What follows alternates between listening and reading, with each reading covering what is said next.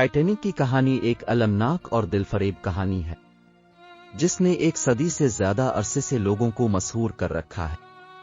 ये अजीम अलशान जहाज, जिसे ना डूबने वाला कहा जाता है, अपने पहले सफर पर अपनी बेवक्त मौत से दोचार हुआ और तारीख पर अनमिट निशान छोड़ गया। इस दास्तान में हम टाइटैनिक की तामीर, लॉन्च, सफर, तसादुम और उसके बाद के वाकयात के साथ साथ इसके पीछे छोड़ जाने वाली पायदार मीरास का भी जायजा लेंगे, तो वीडियो को आखिर तक देखना। टाइटैनिक एक बरतानवी मुसाफिर बरदार जहाज, अपने वक्त के सबसे पुरतायुश और तकनीकी तौर पर जदीद जहाजों में से एक था। इसकी तामीर मार्च 1909 में बेलफास्ट, शुमाली आयरलैंड में हारलैंड और वुल्फ शिपयार्ड में शुरू हुई। जहाज के डिजाइन में जदीद तरीन हिफाजती खुसूसियात शामिल हैं, बशमूल एक डबल हल डिजाइन और वाटर टाइट कंपार्टमेंट्स की एक सीरीज, जिनके बारे में ख्याल किया जाता था कि वो इसे अमली तौर पर डूब नहीं सकता। टाइटैनिक का पहला सफर इंतहाई मुतवक्के था और ये ऐशो आराम के सफर के उरूज की अलामत था। ये 10 अप्रैल 1912 को इंग्लैंड के साउथहैम्पटन से रवाना हुआ।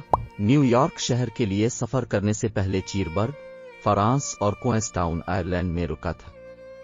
जहाज में 2200 से ज्यादा मुसाफिर और अमले के अरकान सवार थे, जिनमें इस वक्त के चंद अमीर तरीन अफराद भी शामिल थे। टाइटैनिक को मुसाफिरों की 3 क्लासों में तकसीम किया गया था: फर्स्ट क्लास, सेकंड क्लास और थर्ड क्लास।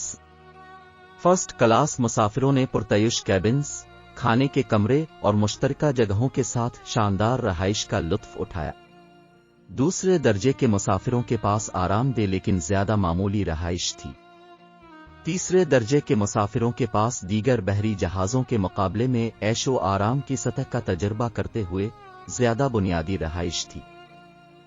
14 अप्रैल 1912 की रात को टाइटैनिक का सामना शुमाली बहर ओकियानूस में एक बर्फानी तोदा से हुआ, जो न्यू फाउंडलैंड से तकरीबन 370 मील जनूब मशरिक में था। आइसबर्ग की मौजूदगी के बारे में करीबी बहरी जहाजों के इंतबा के बावजूद टाइटैनिक तकरीबन पूरी रफ्तार से सफर कर रहा था। रात के 11:40 पर तलाश करने वाले फ्रेडरिक फ्लैट ने आइसबर्ग को देखा और पिल को अलर्ट किया।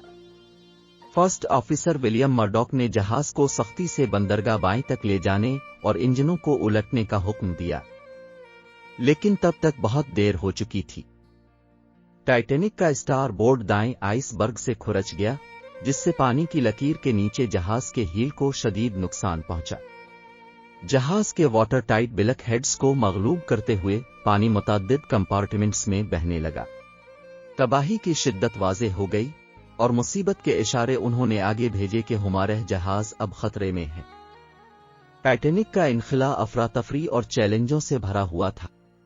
जहाज में तमाम मुसाफिरों और अमले के लिए काफी लाइफ बोट्स नहीं थे और इस शिद्दत की तबाही से निमटने के लिए अमले की मुनासिब तरबियत की कमी ने सूरत हाल को मजीद बढ़ा दिया। लाइफ बोट्स के लिए ख्वातीन और बच्चों को तरजीह दी गई, बहुत से मर्दों को पीछे छोड़ दिया। जैसे ही जहाज का सन पानी से बाहर निकला, बिलाखिर ये 2 हिस्सों में टूट गया और टाइटैनिक 15 अप्रैल 1912 को सुबह 2:20 पर लहरों के नीचे डूब गया।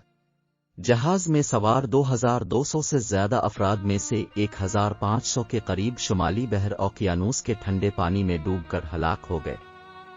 जिंदा बच जाने वालों में ज्यादातर ख्वातीन और बच्चे थे, जो कि आला तबके से ताल्लुक रखते थे, साथ ही अमले के कुछ अरकान भी शामिल थे।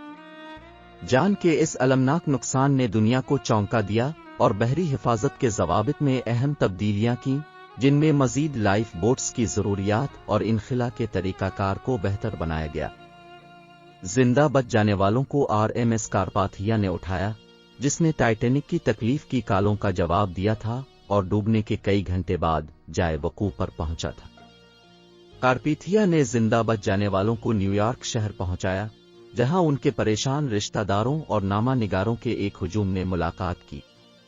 टाइटैनिक के डूबने की खबर ने दुनिया भर में सुर्खियों का गलबा हासिल किया और इस सानिहे ने बेमिसाल पैमाने पर गम व गुस्से को जन्म दिया। इस तबाही के तनाजुर में امریکہ اور برطانیہ دونوں نے ٹائٹینک کے ڈوبنے کی وجوہات اور ذمہ داری کا تعین کرنے کے لیے تحقیقات کیں۔ ان تحقیقات کے نتیجے میں بحری حفاظت کے ضوابط میں اہم تبدیلیاں ہوئیں، بشمول تمام مسافروں کے لیے کافی لائف بوٹس کی ضروریات، ہنگامی حالات سے نمٹنے کے لیے عملے کے ارکان کے لیے بہتر تربیت، اور شمالی بحر اوقیانوس میں آئس برگ کے خطرے کی نگرانی کے لیے بین الاقوامی آئس پیٹرول کا قیام کیا۔ ٹائٹینک کا ڈوبنا کئی سالوں سے افسانوں اور سازشی نظریات میں گھرا ہوا ہے۔ لوگوں نے ٹائٹینک کو ٹائٹینک لعنت کہا، اور بہت سی کہانیاں سامنے آئی ہیں جو عوام کے تخیل کو مسحور کرتی رہتی ہیں۔ مختلف لوگ ٹائٹینک کے ڈوبنے کی مختلف وجوہات بتاتے ہیں۔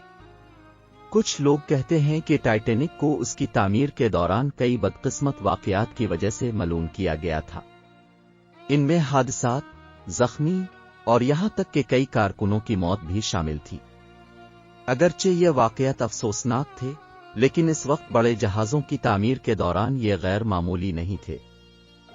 ٹائٹینک کے بارے میں کچھ لوگوں کا کہنا ہے کہ ٹائٹینک ڈوبنے کی رات چاند کی عدم موجودگی کی وجہ سے غیر معمولی طور پر تاریک تھی، جس کی وجہ سے آئس برگ کو بروقت تلاش کرنا بہت مشکل ہو گیا تھا۔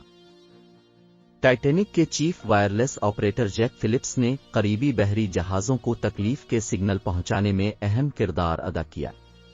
وہ آخری ممکنہ لمحے تک اپنے عہدے پر رہے اور دوسروں کو بچانے کے لیے اپنی جان قربان کر دی۔ ٹائٹینک کی کہانی اپنی خوشحالی، المیہ اور بہادری کے منفرد امتزاج کی وجہ سے دنیا کو مسحور کرتی ہے۔ اس نہ ڈوبنے والے جہاز کا ڈوبنا فطرت کی قوتوں کے سامنے انسانی کوششوں کی نزاکت کی واضح یاد دہانی کا کام کرتا ہے۔ جیسا کہ ہم ٹائٹینک کی وراثت پر غور کرتے ہیں، ہمیں اس مشہور جہاز کے ساتھ پائیدار دلچسپی اور اس کے المناک انجام سے سیکھے گئے سبق کی یاد دلائی جاتی ہے۔ تو یہ تھی ٹائٹینک کی کہانی۔ اگر آپ کو یہ ویڈیو اچھی لگی ہو تو ویڈیو کو لائک کریں اور دوستوں کے ساتھ لازمی شیئر کریں۔ شکریہ۔